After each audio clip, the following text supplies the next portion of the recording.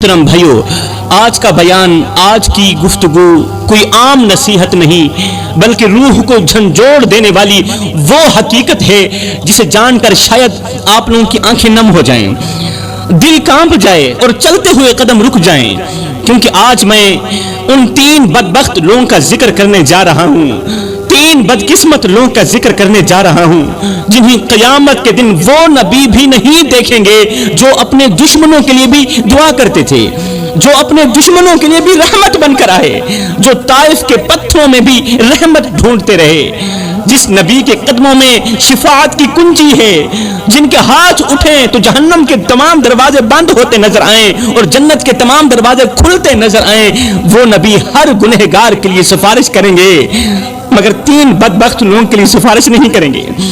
ان کے لیے نہ سفارش ہوگی، نہ دعا، نہ نظر کرم۔ ہے وہ دن جب سورج سروں پر ہوگا، میری قوم کے نوجوانوں، پسینے میں لوگ ڈوب رہے ہوں گے، ہر نفس اپنی فکر میں ہوگا، اور ایسے وقت میں اگر ہمارے پیارے نبی جناب حضرت محمد مصطفیٰ صلی اللہ علیہ وسلم بھی منہ موڑ لیں تو سوچو کون بچائے گا ہمیں؟ کیا آپ جانتے ہیں وہ 3 بدبخت لوگ کون ہیں؟ اور کہیں آپ ان میں شامل تو نہیں، کہیں ان میں آپ لوگوں کا نام تو نہیں ہے، اور کہیں ان بدبخت لوگوں میں آپ تو شامل نہیں جن کی طرف ہمارے نبی دیکھنا بھی گوارا نہیں کریں گے؟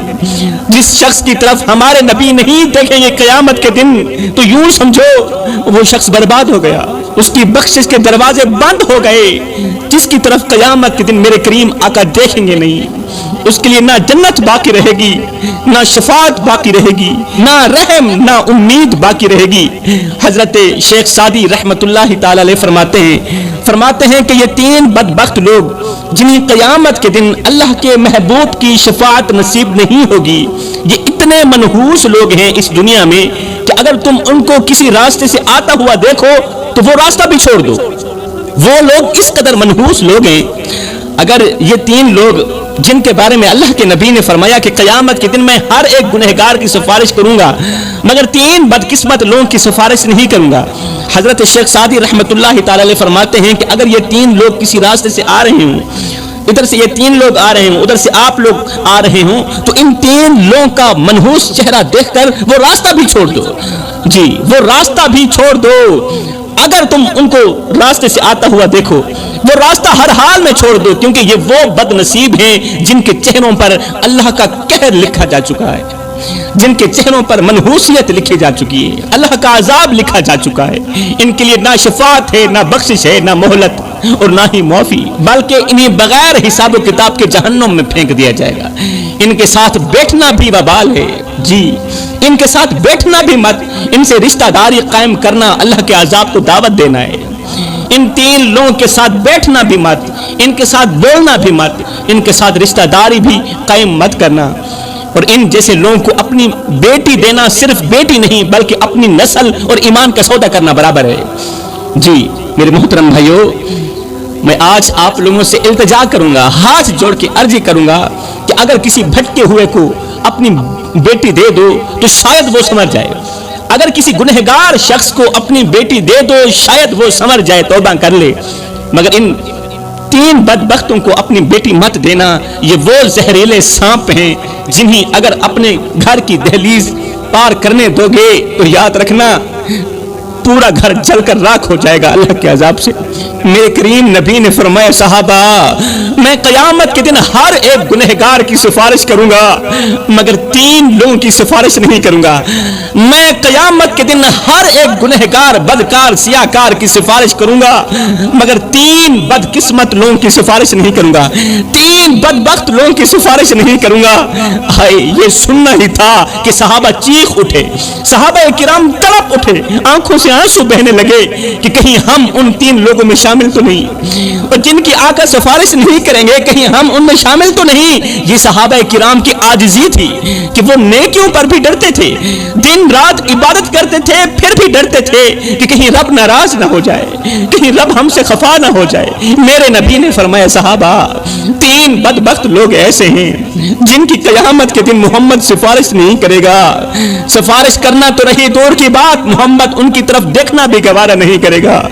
صحابہ کرام نے عرض کی، یا رسول اللہ سونیا وہ کون سے بدبخت لوگ ہیں، وہ کون سے بدقسمت لوگ ہیں جن کو قیامت کے دن آپ دیکھنا بھی گوارا نہیں کریں گے۔ میرے نبی نے فرمایا پہلا جو زندگی میں شراب پیتا تھا اور شراب پیتے پیتے بغیر توبہ کے مر گیا، جو ساری زندگی شراب پیتا رہا اور شراب پیتے پیتے بغیر توبہ کے مر گیا، صحابہ گواہ رہنا، ایسے شخص کی محمد سفارش نہیں کرے گا۔ اللہ کرے میری یہ آواز کسی شرابی کے کان میں اتر جائے، میں ہاتھ جوڑ کر خیرات مانگتا ہوں، میرے بھائی چھوڑ دے یہ شراب۔ اس شراب نے نہ جانے کتنی زندگیاں نکل لی، نہ جانے کتنے آنگن اجاڑ دیے، کتنے بچوں کو باپ کے ہوتے ہوئے یتیم کر دیا۔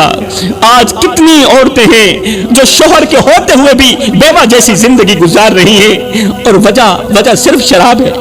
میرے بھائی اپنے محلے میں جا، نظر دوڑا، غور کر، کوئی حافظ کی ماں ہے، کوئی قاری کی ماں ہے، اور کوئی پرہیزگار کی ماں، کوئی راتوں کی تاریکیوں میں اٹھ کر رونے والے نوجوان کی ماں، کوئی تہجد گزار کی ماں، ایک لمحے کے لیے اپنے اندر کے مفتی سے پوچھ، مجھے اتنا بتا کہ تیری ماں کس کی ماں ہے؟ اور کہیں وہ شرابی کی ماں تو نہیں، کہیں وہ گنہگار کی ماں تو نہیں، کہیں وہ نشئی کی ماں تو نہیں۔ ارے اس بیٹی کا کیا قصور جس کے لیے لوگ کہتے ہیں ہم اس کا رشتہ نہیں لیں گے اس لیے کہ اس کا باپ نشہ کرتا ہے۔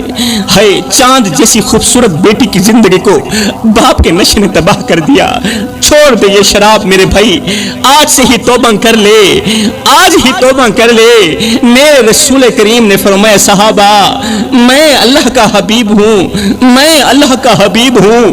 پھر فرمایا جو جوان جوانی میں توبہ کرتا ہے وہ بھی اللہ کا حبیب بن جاتا ہے۔ جوانو آؤ نا اللہ کے حبیب بن جاؤ، آؤ نا اللہ کے دوست بن جاؤ۔ جب تم اپنی ساری زندگی مالک کے نام کر دو گے تو پھر وہ ساری کائنات تمہارے نام کر دے گا۔ صحابہ کرام نے عرض کی یا رسول اللہ دوسرا کون سا شخص ہے جس کی آپ سفارش نہیں فرمائیں گے؟ میرے رسول کریم نے فرمایا دوسرا وہ شخص جو ماں باپ کو دکھ دیتا ہے، ماں باپ کو دکھ دینے والا، ماں باپ کو درد دینے والا، ماں باپ کا جینا حرام کر دینے والا، یہ وہ بدقسمت انسان ہے، یہ وہ بدبخت شخص ہے جس کی قیامت کے دن محمد سفارش نہیں کریں گے۔ آج دنیا ایک باپ کے درد بھرے جملے سن رہی ہے، زمانہ ایک باپ کا درد سن رہا ہے، ایک باپ جو پوری زندگی اپنے بیٹے کے لیے روٹی جمع کرتا رہا، آج اس باپ کی آنکھوں میں نمی ہے، آج اس باپ کی آنکھوں میں آنسو ہے، مگر ایک بیٹا ہے جو دنیا کے میلوں میں مصروف ہے، بیٹا دنیا کے میلوں میں مصروف، اور باپ درد بھری آواز میں کہہ رہا ہے، درد بھرے جملے میں کہہ رہا ہے او میرے بیٹے جب سے تو پیدا ہوا تھا ہم نے اپنی ذات کے لیے جینا چھوڑ دیا، تیری پیدائش سے لے کر آج تک کبھی بھی تیرا باپ سکون کی نیند نہیں سویا، میری ہڈیاں درد کرتی ہیں اور میری کمر جھک گئی ہے۔ بیٹے تو گود میں تھا میں اس وقت بھی تیرے لیے پریشان تھا اور میں آج بھی تیری وجہ سے پریشان ہوں، تو سوتا تھا ہم تیرے لیے جاگتے تھے، تو روتا تھا ہم تیرے لیے روتے تھے، تیرے ایک پہلو بدلنے پر ہم ہزاروں وسوسوں کا شکار ہوتے رہتے تھے، تیری ایک مسکراہٹ دیکھنے کے لیے میں ساری رات تڑپتا رہتا تھا، ساری رات خاک چھانتا رہا، محنت مزدوری کرتا رہا کہ مجھے کچھ ملے نہ ملے میرے بیٹے کو روٹی کا ٹکڑا مل جائے۔